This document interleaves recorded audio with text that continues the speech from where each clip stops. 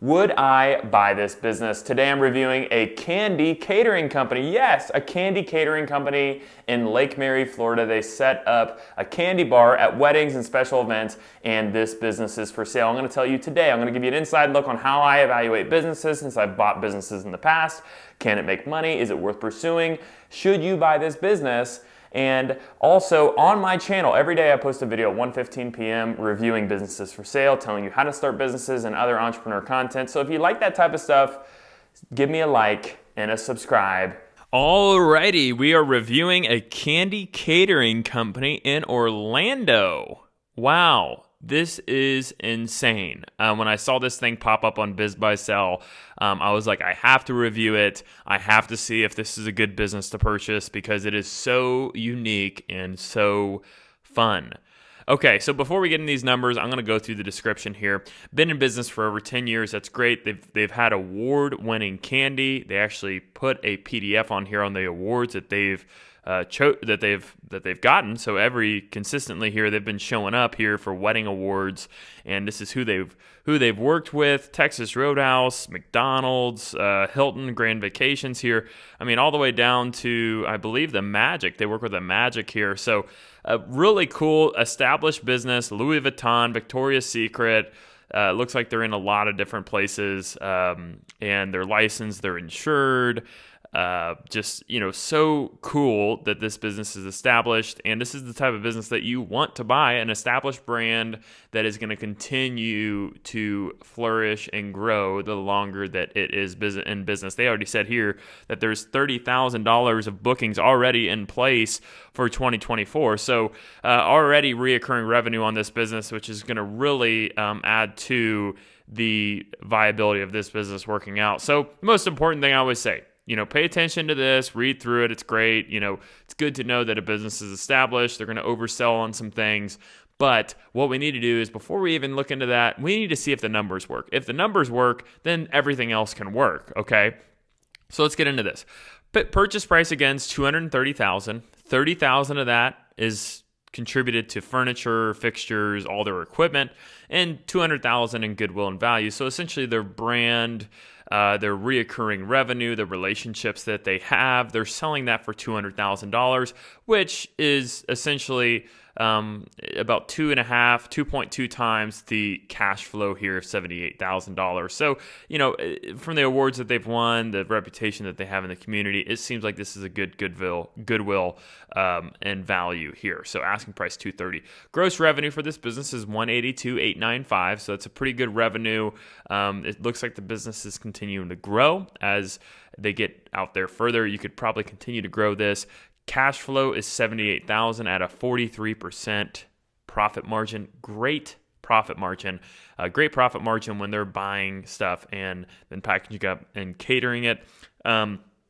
Again, when you're buying a business, always look for about 20% of the revenue and cash flow to go down, just as a safe bet. If the numbers work at 20% less, they will work if you buy this business, just because you have no idea what's going to happen. Okay, so if we were to pay cash for this business, we pay $230,000. We write the owner a check. It is a 34% return on our money because we have a $78,951. If the business continues to do what it's doing now, you're going to make 34% on your money. That's a pretty good return because usually you're not going to see that return on any other kind of investment, but this will require a little bit of your time, so I'll go through that in a second.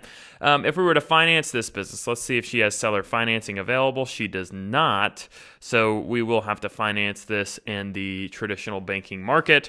So our down payment, which is going to be around 20%, that's kind of standard. You may be able to do less. They may require more, but 20% down is where we're going to be, which is $46,000. Our loan amount is $184 on a 10-year, 10% note. Get a variable interest rate because rates are probably going to go down. So if you get a variable interest rate every year, or every quarter, the rate is adjusted, or every month based on the interest rates in the community.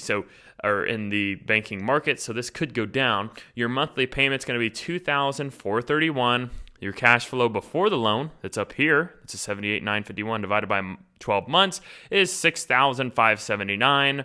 And so that puts us at a monthly net profit of $4,148. Our annual net profit is $49,779. This right here is why I recommend that if you can, if you're okay with debt and you're okay with stomaching it, you will make the most amount of return on your money by putting a loan on something, even at a 10% interest rate, which makes me want to throw up. You're making 108% return on your initial investment.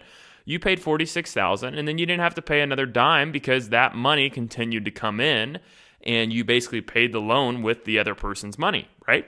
So that is why there's 108% return there, where I always say, hey, you buy a business, you start a business, you're going to have the biggest return that you'll ever get probably in your life through a business. You will not see that return anywhere else because businesses provide the best return and bring more people to wealth than anything else.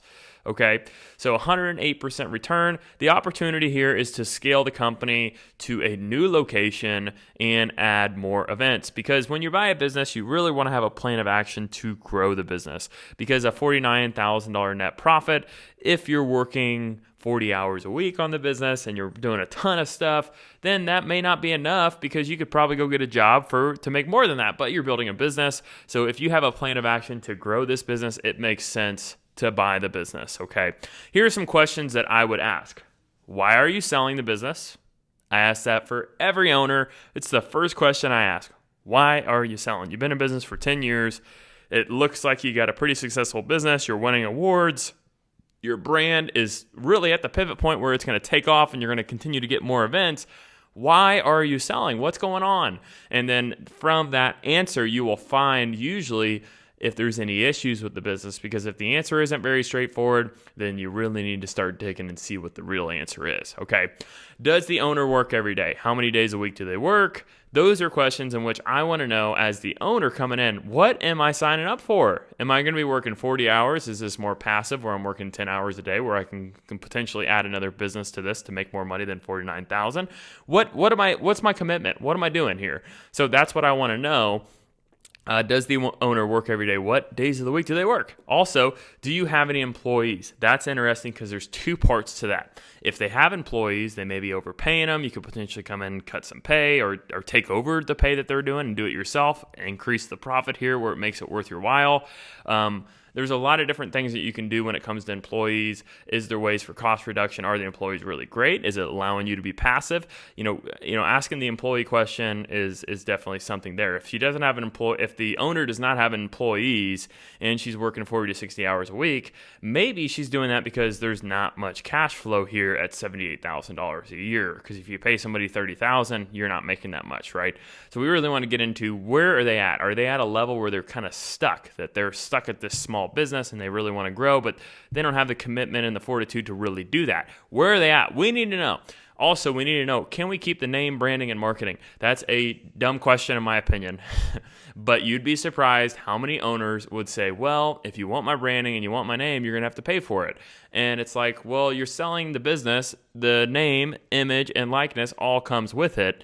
But some people, you need to ask questions, because not everybody.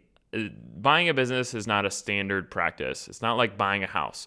There is no standard document. There is no standardized anything. So that means people may think that their name is not included when they buy their business. So make sure you ask that question. Also, get due diligence items, financial records, cash flow statements, income statements, and profit and loss statements. And you want to make sure that those financial records are consistent with the bank records and the bank statements. That means you're going to cross-examine the financial records with the bank statements with the tax returns. Whatever the profit that says on the P&L should match the profit that shows up on the personal tax return of the business owner or the tax return of that business, depending on their legal structure. Okay, so you're wanting to really dive in here, go through all these things, get these questions answered, and also, I would want to meet the owner in person and really sit down, because when I can sit with somebody face to face, I can really start to understand what makes them tick, why are they selling, and really if this is a great opportunity for me to get into this business. Okay, so overall, this is a great business. I think you can continue to grow it, continue to scale it. I think there's probably one of the best businesses that I've reviewed so far where the upside is really high, because I think this is such a niche business that you could probably expand into other cities. It's located in Orlando, so you could potentially expand over to Tampa. A lot of opportunities down there in the Florida area for those events where you have a candy bar. It's really interesting, really niche focused. So I think there's a lot of upside to this business. The biggest thing I want to know is, what am I signing up for? How can I, what's the owner doing now? Why are they selling? What's going on with that? And then dive into if this is what I want to go through on this business, because it's a massive commitment buying a business, but it can also be a massive return on investment. Okay.